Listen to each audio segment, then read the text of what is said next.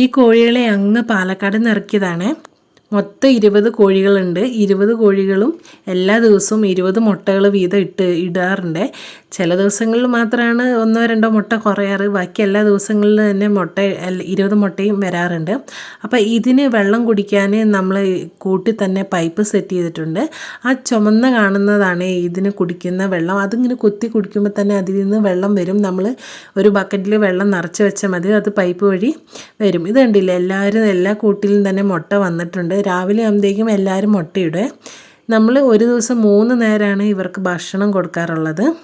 അപ്പോൾ ഇതിൻ്റെ എന്തൊക്കെയാണ് നമ്മൾ കൊടുക്കുന്നതെന്നുണ്ടെങ്കിൽ കാണണമെങ്കിൽ കമൻറ്റ് ചെയ്താൽ മതി, ഞാൻ അത് വീഡിയോ ആയിട്ട് ഇടാവേ. അതുപോലെ ഇവർക്ക് മരുന്നും കൊടുക്കാറുണ്ട്. കാരണം ഓരോ അണുബാധകളും അസുഖങ്ങളും വരാണ്ടിരിക്കാൻ വേണ്ടി ഇവർക്ക് മരുന്ന് നമ്മൾ കൊടുക്കാറുണ്ട്. അതേപോലെ 2 കൂടായിട്ടാണ് സെറ്റ് ചെയ്തേക്കുന്നത്. ഇപ്പുറത്തെ കൂട്ടിലും കോഴി മുട്ടയിട്ടിട്ടുണ്ട്. അപ്പോൾ അതും നമുക്ക് പെറുക്കിയെടുക്കാം. കോഴികളെക്കുറിച്ച് കൂടുതൽ വിവരം അറിയാൻ താല്പര്യമുള്ളവർ കമൻറ്റ് ചെയ്താൽ മതി, നമ്മൾ അടുത്ത വീഡിയോയിലായിട്ട് ഷെയർ ചെയ്യാവുന്നതാണ്. അപ്പോൾ നെക്സ്റ്റ് വീഡിയോയിൽ കാണുന്നവരെ ബൈ ബൈ.